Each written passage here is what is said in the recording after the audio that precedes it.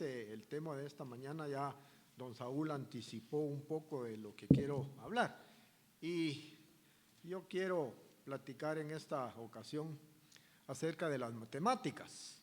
Y bueno, por supuesto que las matemáticas no dejan de producir un poco de estrés, un poco de desasosiego en uno como estudiante, y digamos, no solo en el colegio, desde la primaria empezamos a ver matemáticas y de ahí tenemos dificultades cuando entramos a la educación secundaria e incluso en la universidad tenemos algunos tropiezos con los números. Pero realmente tenemos que admitir, hermanos, que los números son imprescindibles para nuestra vida. No podemos vivir sin los números. Los números están a cada momento alrededor nuestro, en los relojes, en las balanzas, en las estadísticas, absolutamente en todo. Los números tienen una gran importancia, tienen mucha información para nosotros. Realmente la matemática es una gran herramienta que nos puede servir para estructurar mejor nuestros pensamientos. No nos va a hacer más inteligentes las matemáticas, pero sí nos va a ayudar a ser más coherentes y más lógicos en nuestro razonamiento. Y es lo que enfatiza realmente los números, el razonamiento lógico, el razonamiento matemático. Recordemos que las grandes civilizaciones antiguas de Egipto, de Grecia, de Roma, China, e incluso las culturas precolombinas tenían su propio sistema numérico y su propio sistema para medir, de mediciones. Realmente el hombre empezó a darse cuenta de las mediciones y de los números hace muchos años. Y se dio cuenta el hombre que necesitaba contar sus rebaños, necesitaba saber cuántos ejemplares tenía de ovejas, de asnos, de cabras. Necesitaba también los números para hacer transacciones comerciales y necesitaba también, por supuesto, medir el volumen de la cosecha, lo que iba a producir, y también en base a los números elaborar un calendario que le dijera la mejor época de siembra y la mejor época de recolección de sus productos. Dicen los historiadores y algunos eruditos que los números y las matemáticas se remontan a unos 5,000 años. Allá en la India, realmente algunos sabios de la India empezaron a razonar y a crear los números. Los árabes luego se dieron cuenta de este gran conocimiento, como decía el señor Carlos Castillo, el conocimiento es poder. Se dieron cuenta que en los números había conocimiento y había poder. De manera que los musulmanes, los árabes, se dieron cuenta de esta situación y entonces mejoraron esos números y los convirtieron en los números arábigos, que son los que conocemos actualmente. Algunos hemos visto quizá, digamos, por ejemplo, la numeración de los mayas, la numeración romana, pero la numeración romana no tiene las características que tienen estos números arábigos de poder descomponerse, de poder sacar fracciones, de hacer tantos cálculos. De ahí que la nomenclatura romana hoy la vemos nada más en los capítulos de los libros, capítulo 1, capítulo 2, en fin, o para medir los siglos, el siglo III, el siglo IV, pero ha quedado ahí nada más porque no tienen la característica de los números hindú-arábigos. Entonces, los musulmanes mejoraron, los adaptaron y los llevaron a España. Y en España fundaron ellos su reino. Y las edificaciones en España, en Toledo, en Madrid, se puede uno dar cuenta de la arquitectura de esos lugares basado en ¿qué? En los números. Los griegos ciertamente también le dieron un valor innegable a las matemáticas por medio de Euclides y otros sabios griegos, que realmente nació después la trigonometría, la geometría analítica, en fin. Pero realmente los números arábigos le dieron un nuevo impulso a las matemáticas, de manera que las matemáticas se pudieron aplicar a muchos campos. Y es lo que nosotros vemos hoy en nuestros celulares, en nuestras computadoras, la secuencia binaria de los números arábigos. Pero realmente los números no se quedaron nada más en España.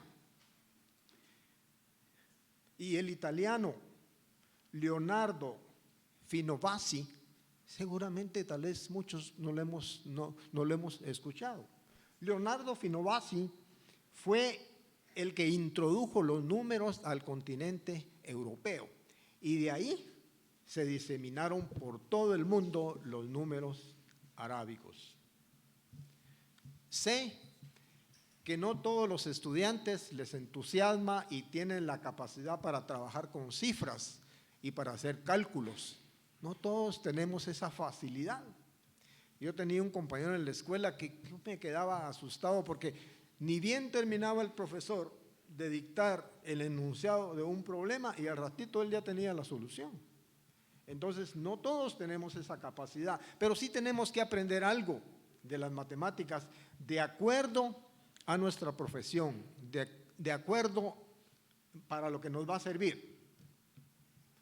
Los psicólogos contemporáneos coinciden en que la inteligencia lógica matemática nos ayuda no solamente a resolver problemas numéricos, sino que a pensar en forma lógica.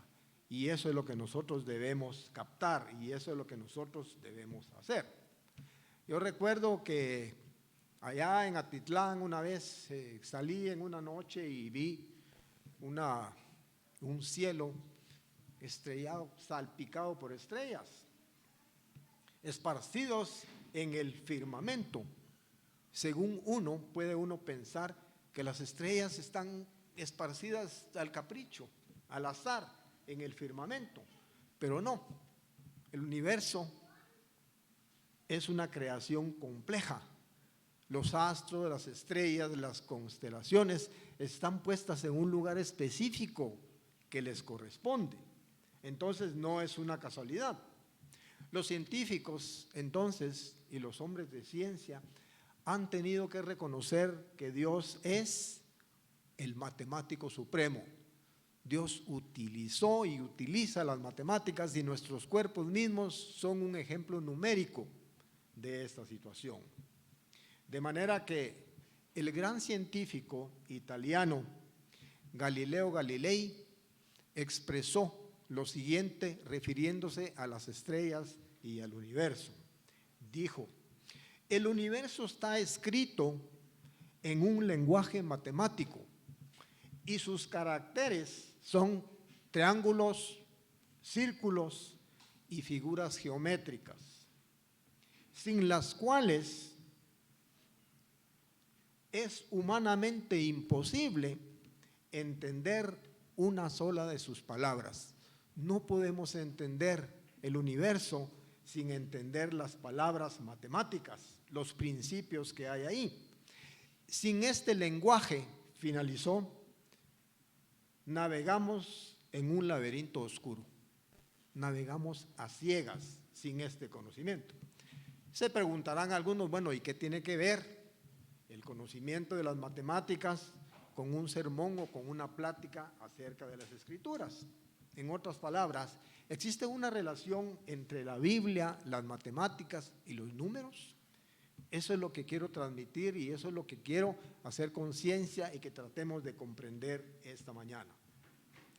La Biblia fue inspirada por Dios, lo sabemos, pero si la estudiamos con un poco de más cuidado, nos daremos cuenta que contiene números, conceptos matemáticos y patrones en sus libros. Las matemáticas nos pueden ayudar a conocer un poco mejor a nuestro Creador, a ver la grandeza de su mente para formar todo lo que ha hecho. Dios sigue utilizando los números, Dios sigue utilizando las cifras. Veamos, por ejemplo, una cita muy corta en Mateo capítulo 10, verso 30. Da la impresión que Dios tiene un conocimiento exacto de los números que nosotros tenemos, y pareciera que Dios lleva una contabilidad minuciosa acerca de nuestras vidas. Cuando dice, pues aún vuestros cabellos están todos contados, de manera que a medida que vamos perdiendo el pelo, Dios va restando, porque nos conoce tan bien que dice que todos nuestros cabellos están plenamente contados. El profeta Isaías describe la grandeza y la soberanía de nuestro Dios en el capítulo 40 del libro de Isaías. Porque la gente se preguntaba de dónde vienen las medidas, de dónde vienen los números y cómo medir los astros y otras cosas que hay. Isaías 40:12 es una pregunta. ¿Quién midió con el hueco de su mano las aguas y los cielos con su palmo? ¿Quién midió? ¿Quién midió eso? Con sus dedos juntó el polvo de la tierra. La tierra es inmensa y para Dios es un granito entre sus dedos.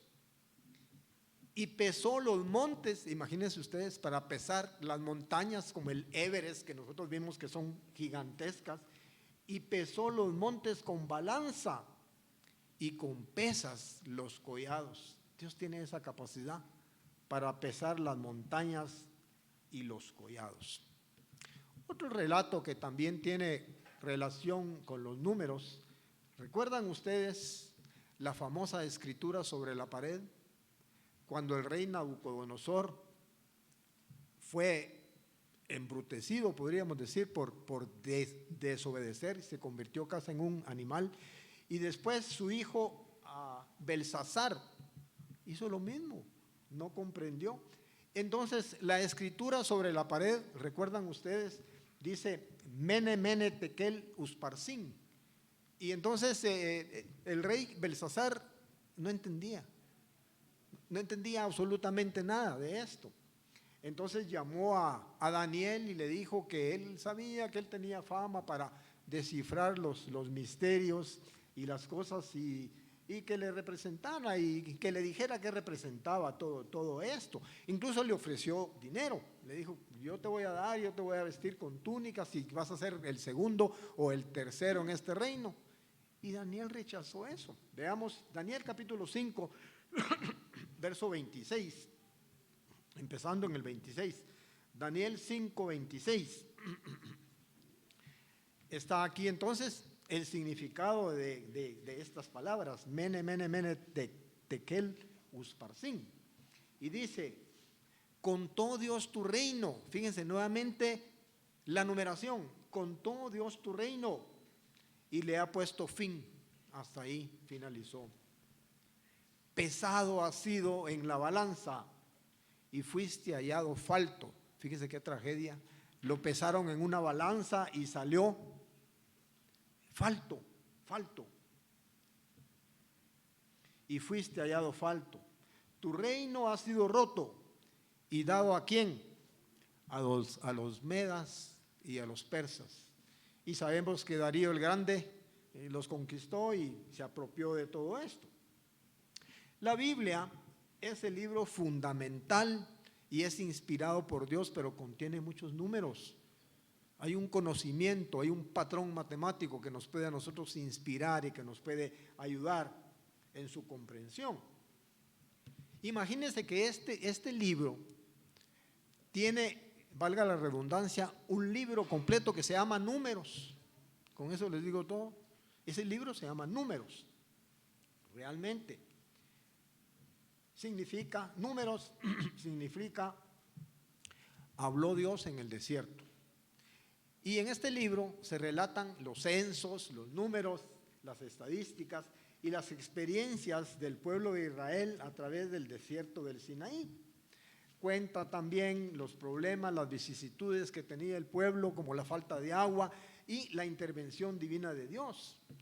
Pero revela también, fíjese, Dios también cuenta las murmuraciones de ellos, el descontento contra Dios, y muestra la disciplina divina y el juicio justo.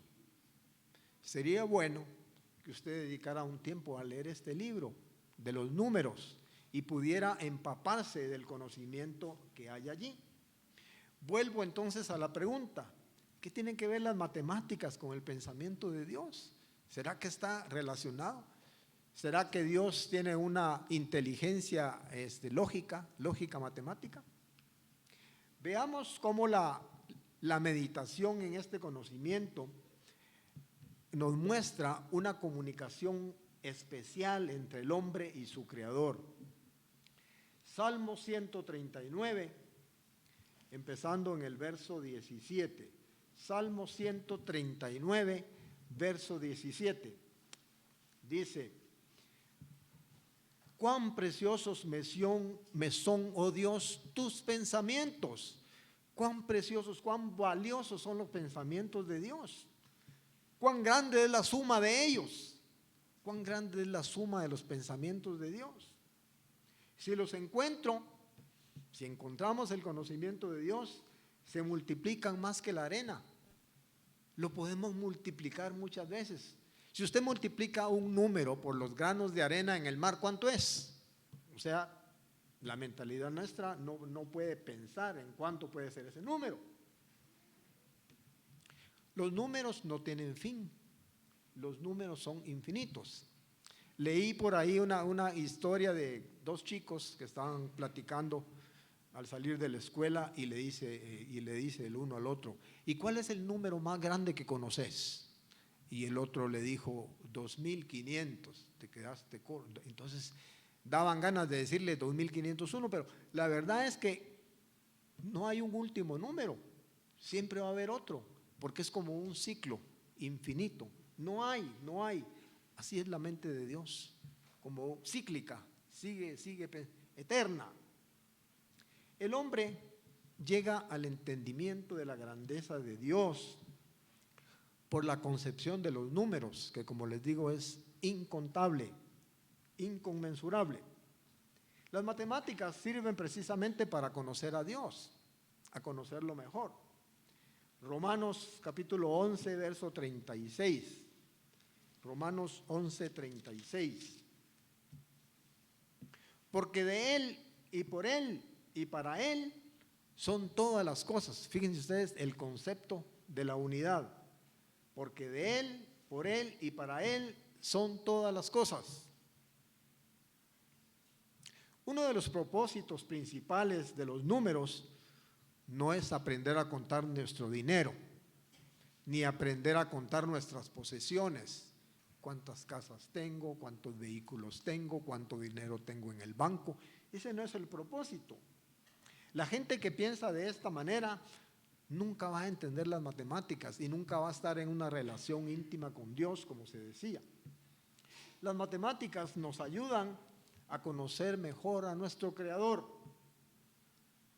Es mejor llenar nuestros pensamientos del Todopoderoso que únicamente pensar en nuestras posesiones y nuestras necesidades físicas. Y por medio de los números, fíjense ustedes que uno lee y dice el arca de Noé, pero Dios nos dice de qué dimensiones era, cuál era el largo, cuál era el ancho, cuál era el alto del arca de Noé, donde cabían tantos animales. Y los grandes científicos realmente siempre se han preguntado eso. Isaac Newton era un gran estudioso de la Biblia. Nosotros lo vemos como científico, pero él estudiaba mucho las escrituras. De él llegó a decir Albert Einstein que era el mejor científico de todos los tiempos, según él, por lo que descubrió, por lo que hizo Isaac Newton. Salmo 119, este es un juego de números porque dice Salmo 119, verso 99. Salmo 119, verso 99 al 100. Más que todos mis enseñadores he comprendido, porque tus testimonios son mi meditación. más que los viejos he entendido, porque he guardado tus mandamientos, he guardado tus mandamientos. Veamos algunos patrones o algunos datos que se encuentran en el manual de instrucciones de nuestro Dios. En el libro de Génesis encontramos nosotros el concepto del cero. Los números arábicos eran una gran cosa, pero les faltaba un elemento, el cero. Pero el cero fue descubierto muchos años después. Pero dice Génesis 1, empezando, no cronológicamente, pero por lo menos en el orden bíblico, Génesis 1, verso 1 y 2. Dice, son palabras que quizás hasta de memoria las conocemos, ¿verdad? En el principio creó Dios los cielos y la tierra. Y la tierra estaba, ¿cómo estaba la tierra? Desordenada y vacía. Es decir, no había nada, cero. Ese es el concepto del cero. Y recuerdan ustedes que esta palabra vacío es una frase hebrea que dice tohu bohu, que significa ausencia total de algo. No había nada. Dios partió de cero, pero se podía definir. ¿De qué manera podemos definir la nada? Pues con un cero, con ese símbolo. No había nada, pero sí se puede nombrar, sí se puede decir que hay algo ahí. Otro concepto que también entendemos en las Escrituras es el concepto de la secuencia de los números. Sabemos que tenemos el 1, le sumamos 1 y nos dan 2, le sumamos otro, nos dan 3, vienen en esa secuencia lógica. Hay una correspondencia entre los números y los eventos en el tiempo. Después de la creación de la luz, ya fue posible para Dios asignar la unidad de medida de un día. ¿Por qué razón? Porque un día consta de una parte oscura y de una parte clara, y ese es un día. Y fíjense que en la creación, en la recreación más bien, Dios empieza así. Describe la luz, las tinieblas, las divide y después empieza a contar y enumera, dice, fue el primer día, fue la tarde y la mañana y fue el primer día, fue la tarde y la mañana en el segundo día. Entonces, el primer uso de los números en la historia de este planeta está aquí, en el libro de Génesis. Dios inventó los números cuando no había otra cosa que contar más que la luz y la oscuridad, y empezó a contarlos. Y ahí viene la creación de los astros y todo, de los animales y todo. En este libro de Génesis encontramos también el concepto de medida y de pesa. Es decir, la medida o la pesa es una cantidad fija, que no cambia, que se usa como patrón de comparación para medir otras cosas. El Génesis contiene medidas de tiempo, de longitud, de peso y de volumen, las medidas más principales que hay. Génesis capítulo 1, verso 5, Génesis 1, 5. El día se define como un periodo de oscuridad y otro periodo de luz, que dice allí, y fue la tarde y la mañana un día. Fue la tarde y la mañana un día. Mientras que el año no se podía definir sin haber creado antes el sol. No fue definido hasta la creación del sol. ¿En qué día se creó el sol? En el cuarto día. Dijo luego Dios, haya lumbreras en la expansión de los cielos para separar el día de la noche y sirvan de señales para las estaciones, los días y los años. Eso está en Génesis 1:14. Si quieren ustedes leer ahí, 1:14. Haya lumbreras en la expansión de los cielos. Las medidas de día y año se han usado sin cambiar a través de todas las escrituras y permanecen hasta el fin del mundo. La medida de día, de noche y de año. Veamos ahora, esa es una de las medidas de tiempo.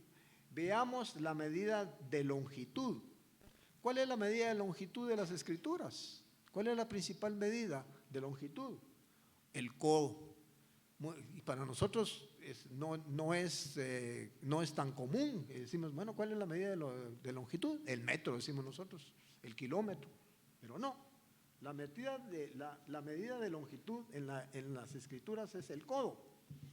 Porque dice Génesis capítulo 6, 15, entrando a la descripción del arca, dice Génesis 6, 15, y de esta manera la harás de 300 codos de longitud, de 300 codos de longitud del arca, de 50 codos su ancho, 50 codos su anchura y de 30 codos su altura. Le dio las medidas, le dio la receta, le dio el método de construcción para que Noé pudiera proceder. La medida de peso de las Escrituras no es el kilo. La medida de peso en las Escrituras es el ciclo. Vimos hace mucho tiempo que les explicaba acerca de las monedas. El dinero se pesaba antes y de acuerdo a lo que pesaba, ese era su valor. El ciclo, Génesis capítulo 23, para explicar un poquito más, Génesis capítulo 23, verso 16. ¿Recuerdan ustedes cuando Abraham tenía necesidad de comprar un pequeño lugar para sepultar a su esposa? Tenía necesidad de comprar. Génesis 23, 16. Entonces Abraham se convino con Efrón y pesó Abraham a Efrón el dinero que dijo en presencia de los hijos de Het. 400 ciclos de plata fue lo que pesó.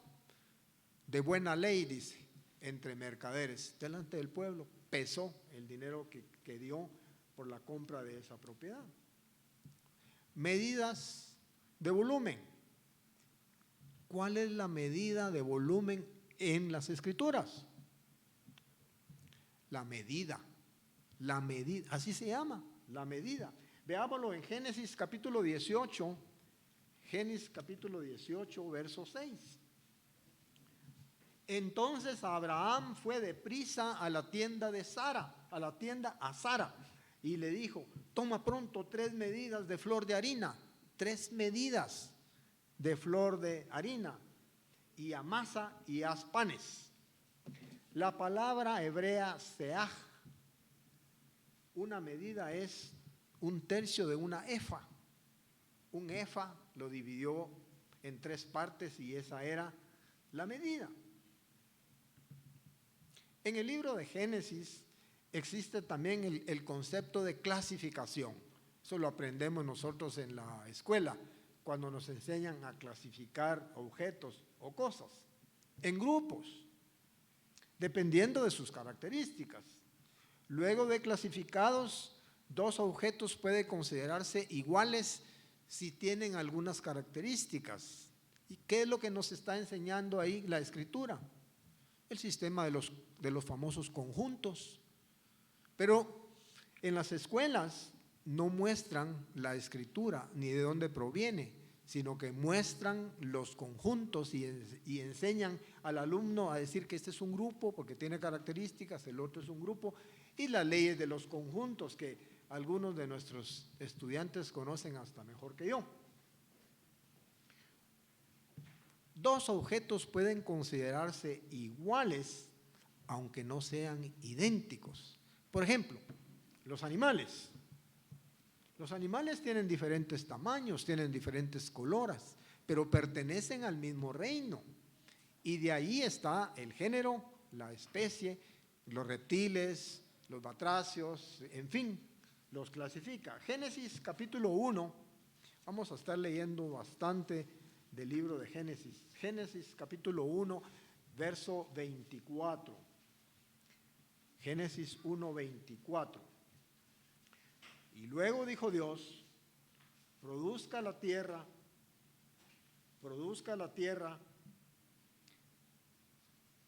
seres vivientes según su género, bestias y serpientes y animales de la tierra según su especie. Y fue así. O sea, son de las mismas características, aunque no son idénticos. Dios creó cada tipo, clase o especie de animal. En Génesis existe el concepto de miembro de un grupo definido. Génesis 3:22. Génesis 3:22. Génesis 3:22. Y dijo el eterno Dios: he aquí el hombre es como uno de nosotros. Nos colocó en su categoría de miembros de su deidad. He aquí el hombre es como uno de nosotros, sabiendo el bien y el mal. Teníamos una parte de la naturaleza de Dios al saber discernir entre el bien y el mal. En Génesis existe también el concepto, como ya les mencioné, de enumerar los miembros de un grupo. Para esto se usan números enteros. Por ejemplo, fue la tarde y la mañana, un día. Fue la tarde y la mañana, otro día.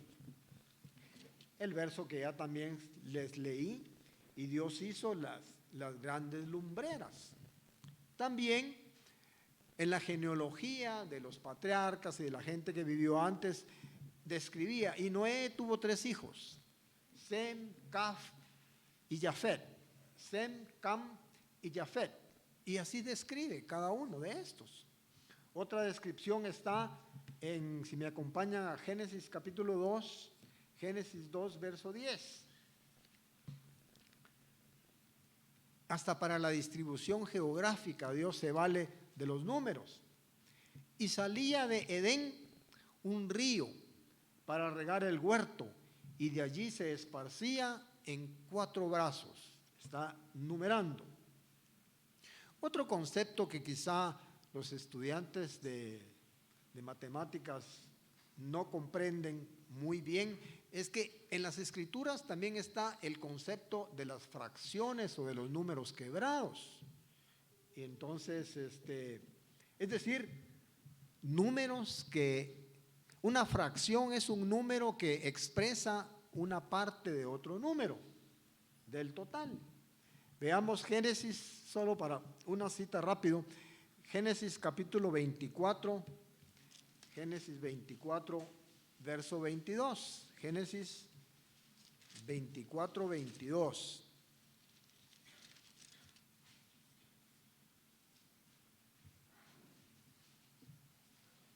Un pendiente de oro que pesaba, ¿cuánto pesaba?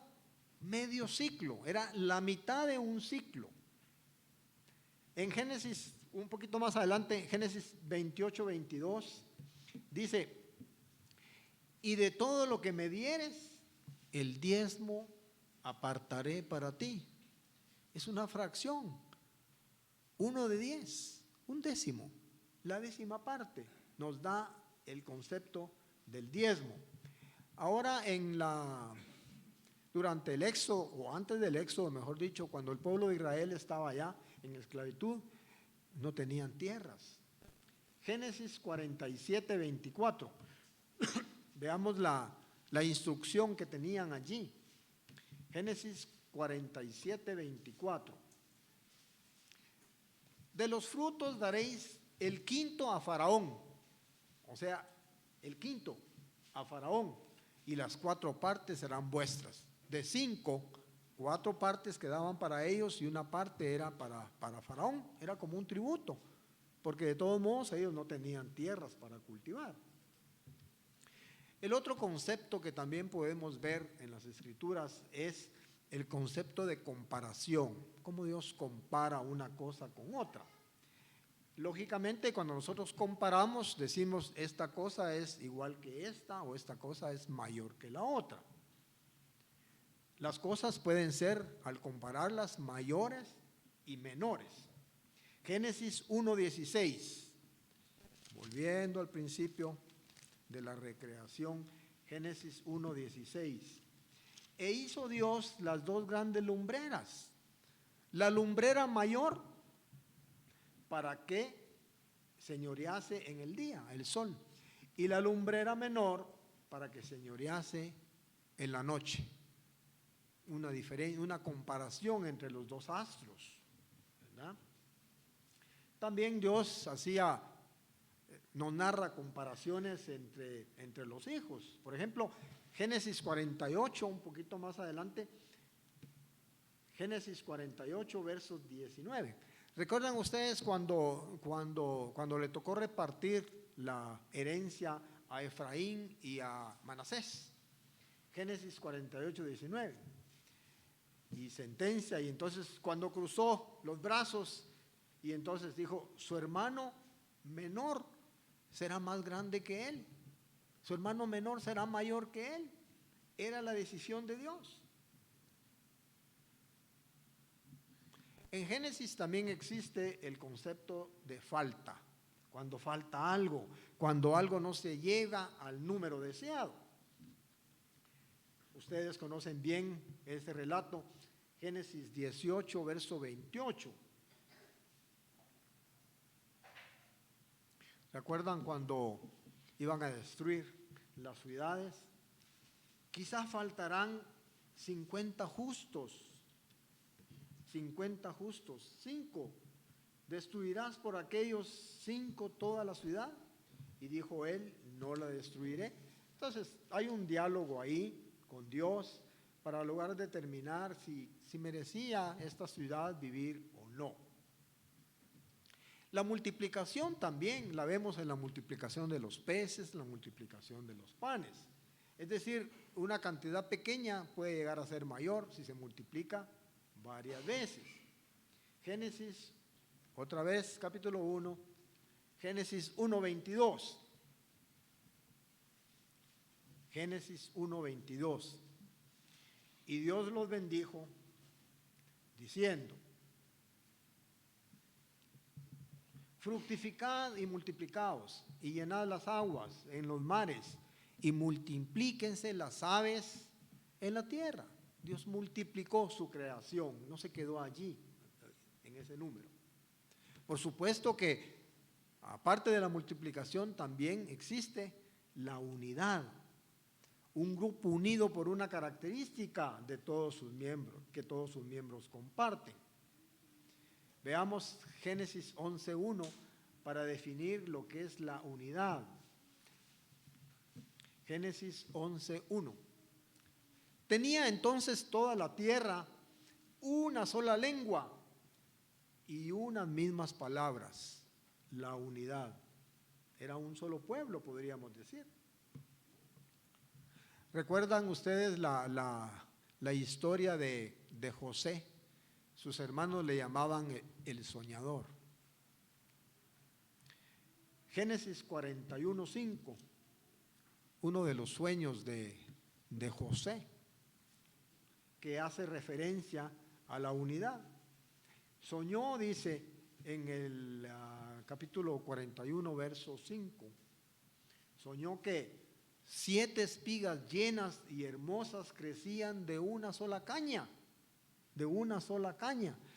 y esa era una parte del problema que tuvo José con sus hermanos, porque nació la envidia, porque no eran como él, a pesar de que era el más pequeño.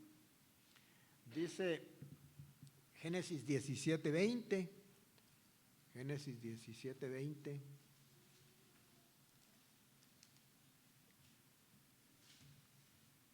Le haré fructificar y multiplicar mucho en gran manera.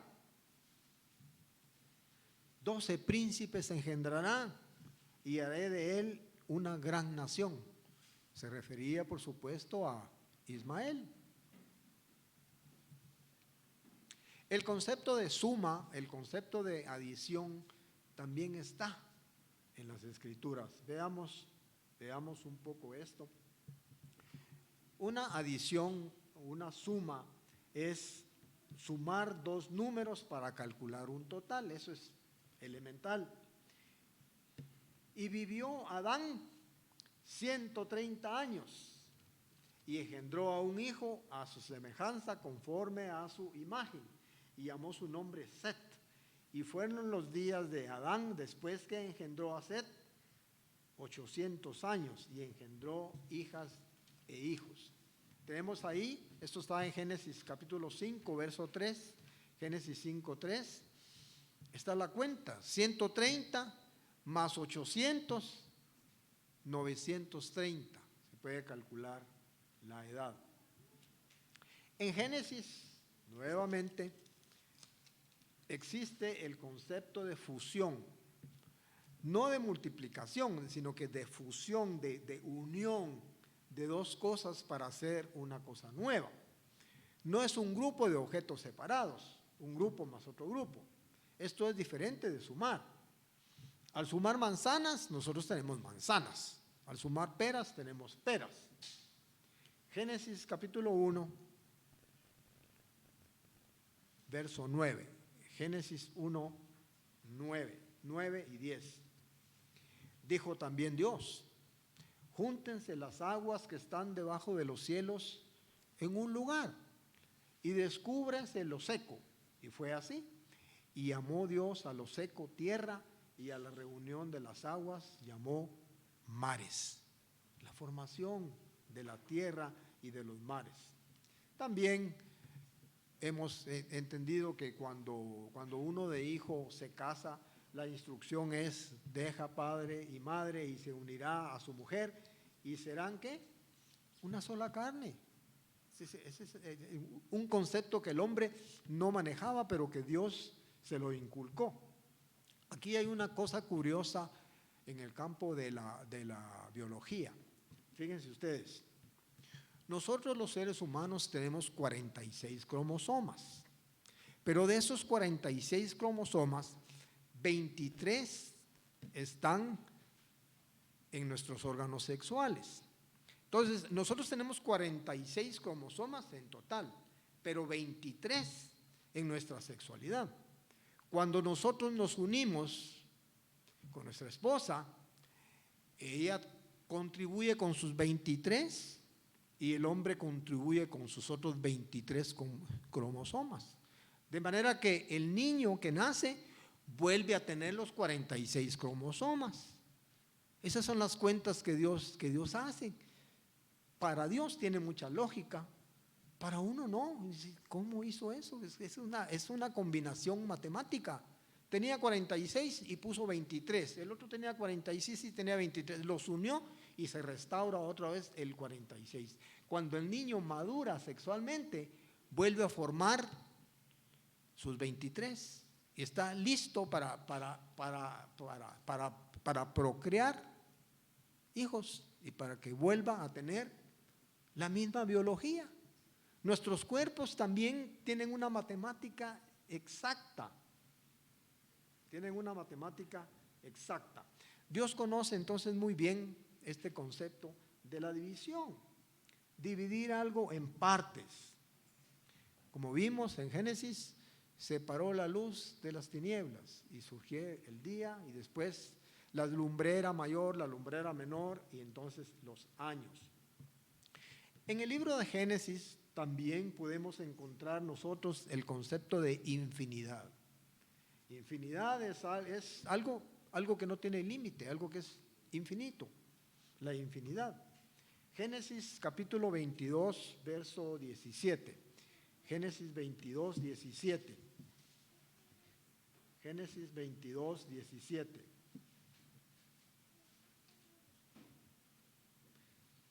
De cierto te bendeciré y multiplicaré tu descendencia como las estrellas del cielo y como la arena que está a la orilla del mar. Para nosotros ese número no lo podemos concebir. La infinidad es un atributo de Dios.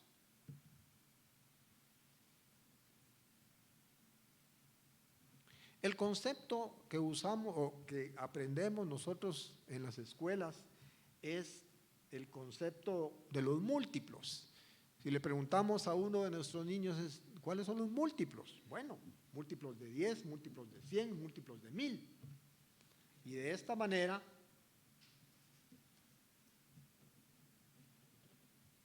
se van contando por los múltiplos. y por los múltiplos. Por supuesto que también existe el concepto de los submúltiplos, pero en este momento estamos recalcando los múltiplos, los números múltiplos. Ya les dije, el arca de Noé, 300 codos por 50 y por 30. Multiplicamos los números y después les agregamos tantos ceros como tiene la cantidad. Es el concepto de las decenas, de las centenas. Los números arábigos tienen también esa característica. Cuando llegamos al número 10, ya le podemos sumar otro y entonces tenemos el 11, el 12, el 13, el 17. Es la decena más el otro. Y aquí esto está también en las Escrituras. Éxodo 18, Éxodo capítulo 18, verso 21. Éxodo 18, 21. José, siendo de edad de 17 años, un 10 más 7, apacentaba las ovejas con sus hermanos.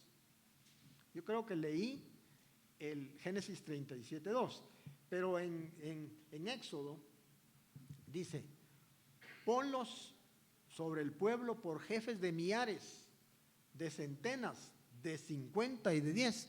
Fue el consejo que Yetro le dio a Moisés para poder gobernar ese pueblo, porque él se estaba volviendo loco, porque todo el mundo venía y le consultaba. Y no, dijo, no se puede hacer así. Divídelos, fracciónalos en decenas, en centenas, y coloca una persona en cada grupo para que te dé cuentas. Era la lógica de Dios sobre la lógica del ser humano.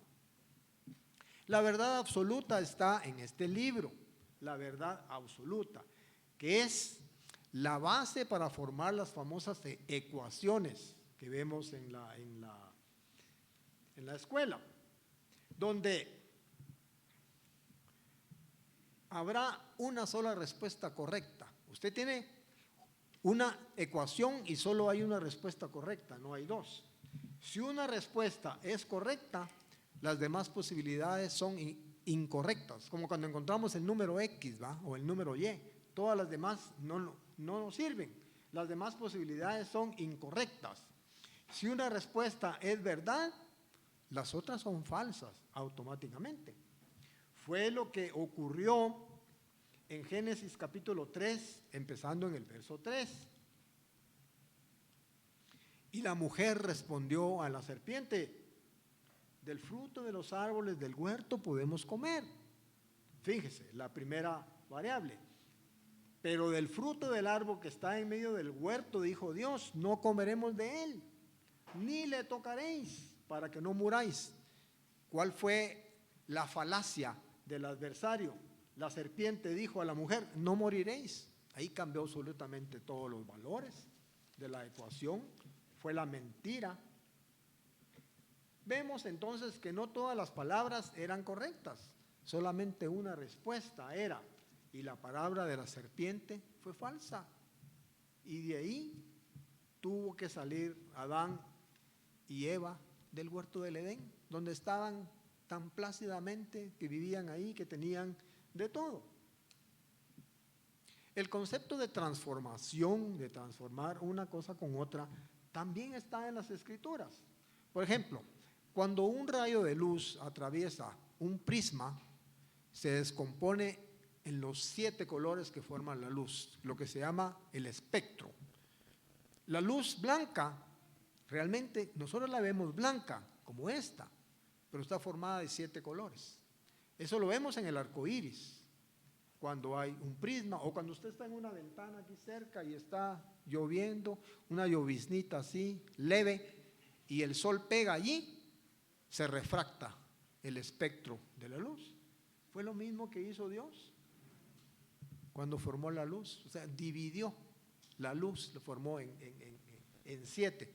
Recuerde que 7 es el número perfecto, y 7 aparece muchísimas veces en la Escritura. Génesis capítulo 2, verso 7. Entonces el eterno Dios formó al hombre del polvo de la tierra, otra transformación. una sustancia del polvo lo convirtió en un ser humano. Igual de la mujer. Y Dios tomó del hombre, de su costilla, e hizo una mujer y la trajo al hombre. Y ahí nosotros conocemos bien ese relato y esa parte de la transformación. El concepto de las variables también está en las Escrituras, también está en el libro de Génesis. Un evento A,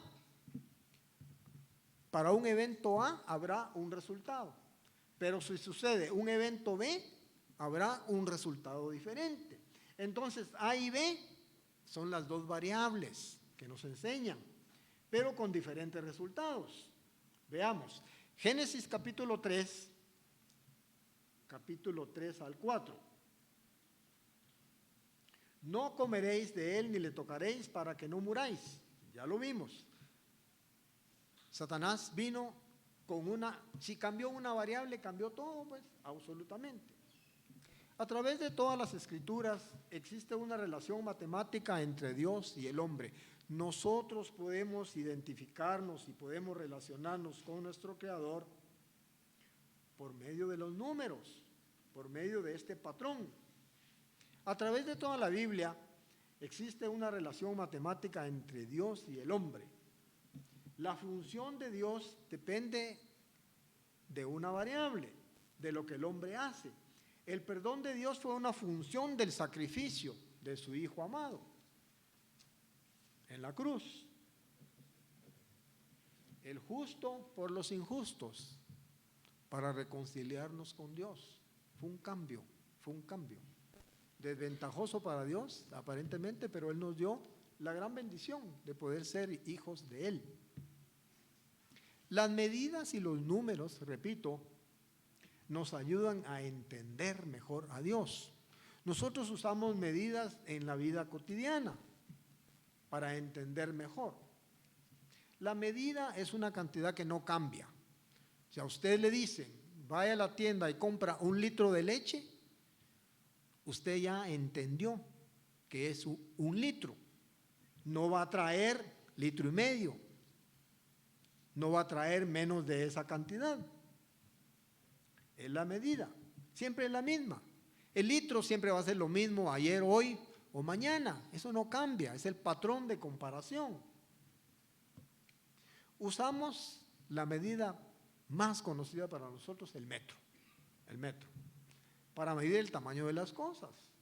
Si yo le digo que el niño mide 1 metro, usted ya sabe a qué me refiero. Las personas podemos entender su tamaño. Si nosotros decimos, la tienda está a 100 metros, ya sabemos que ese patrón de 1 lo vamos a multiplicar por 100. Se puede entender la distancia que hay de aquí para esa tienda. ¿Y qué del peso? El peso también es el kilo.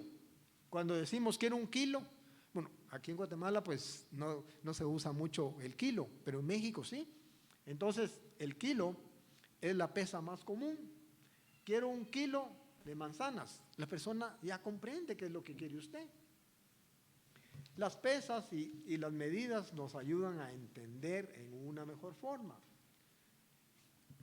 Cuando usted une una unidad con una unidad de medida, entendemos todavía mejor. Si yo le digo 6 días, el 6 es un número y días es la unidad de medida. El primer uso de las medidas y los números fue para medir el tiempo. Dios lo que primero midió fue el tiempo, cuando, repito, creó la luz.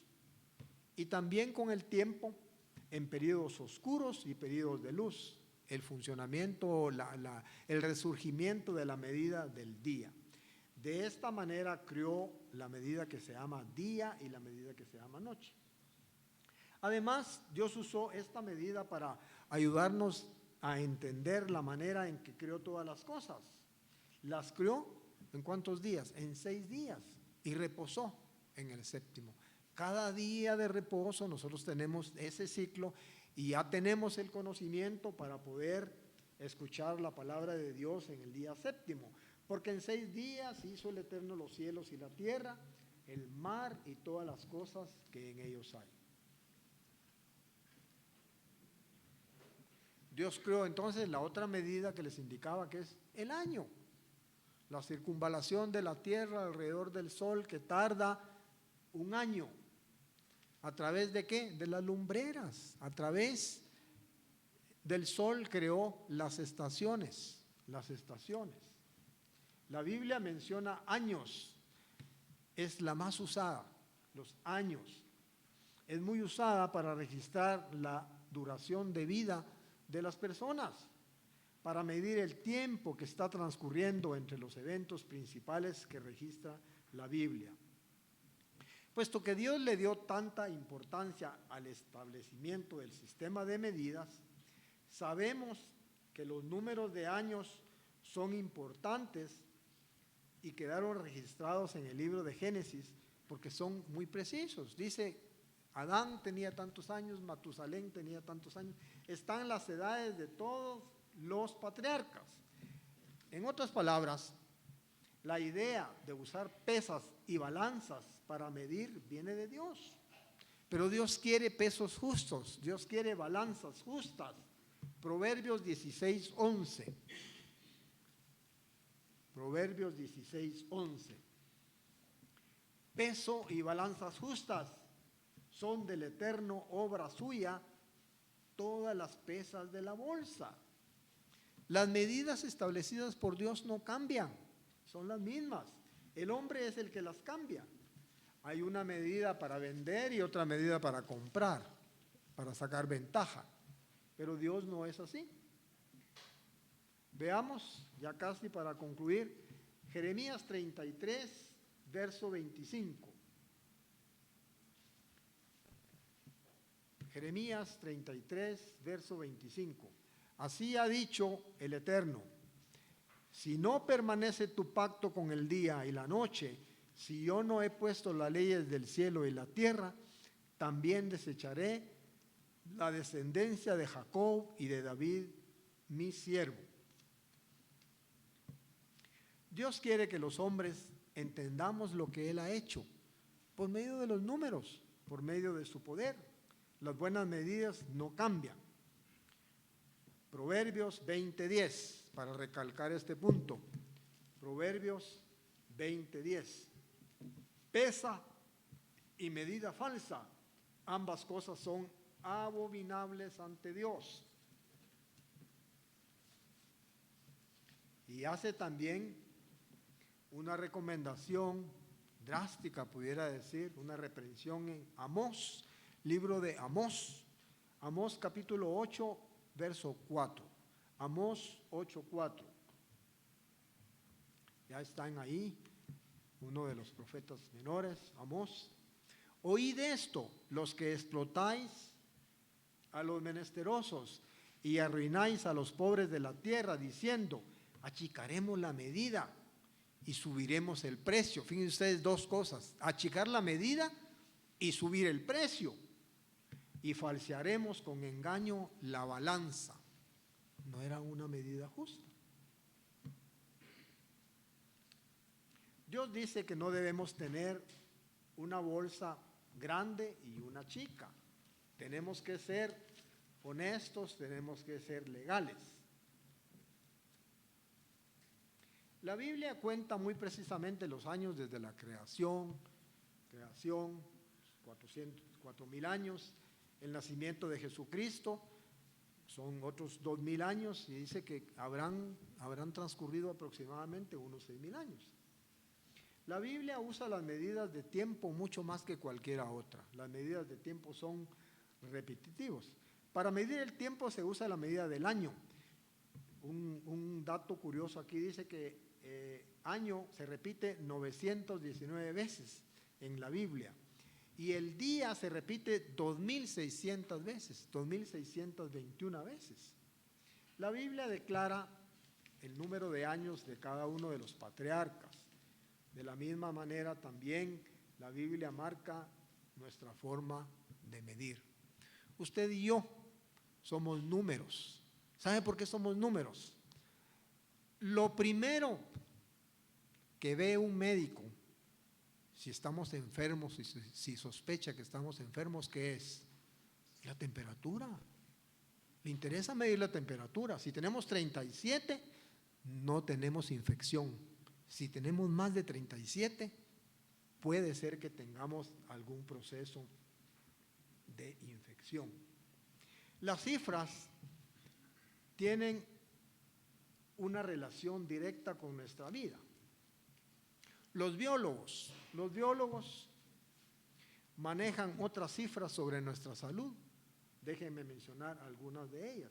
Por ejemplo, el nivel de la glucosa o el azúcar en la sangre.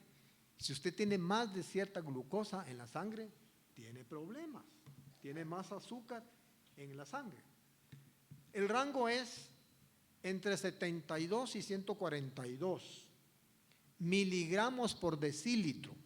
Por cada decilitro debemos tener entre 72 y 143, es el margen. No podemos tener menos ni podemos tener más dentro de ese margen. Lógicamente, estos niveles tienen mucho que ver con las comidas.